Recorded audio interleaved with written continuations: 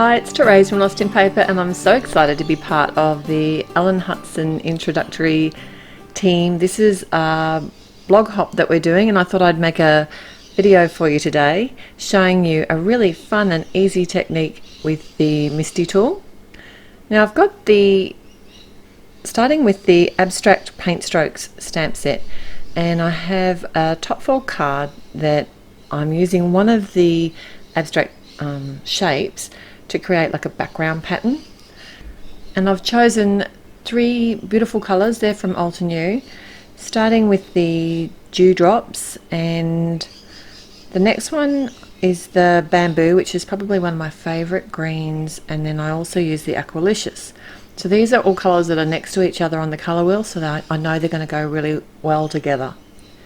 So I do stamp this out a couple of times because I haven't really used this stamp before, so it isn't very well conditioned yet. I know it will be soon. This whole stamp set's got so much potential. So initially I stamped on the front of my top fold card. I've got another piece of cardstock that's cut exactly the same size.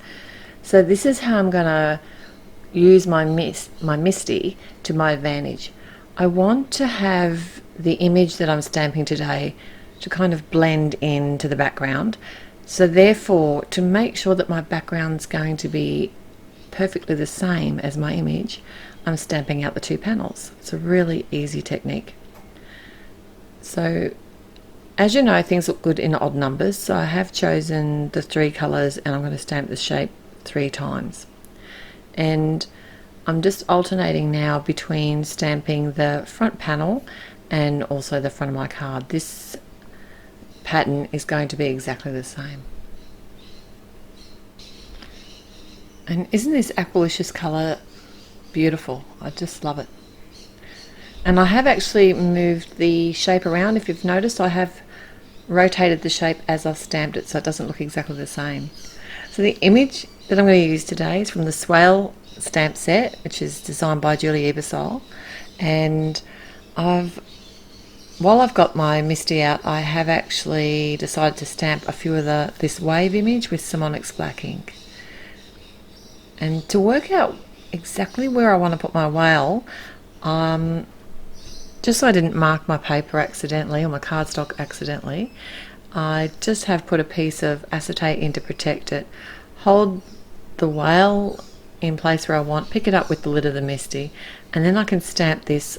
And this is the piece of cardstock that's cut the same size as my card front, and then I can stamp my image out, and then I know that this is going to be exactly where I want it on the front of the card, and when I line it up, I'll be able to line up all those background images. You'll see what I mean when I get to that point. I did decide to add some details with the industrial diamond ink as well. There's a couple of different options in this stamp set. In fact, there's heaps of options in this stamp set. It's heaps of fun. The sentiment comes from the same set. I've added my powder tool to some black cardstock and used my Versamark ink to stamp that out, and I'm going to heat emboss this with some white embossing powder.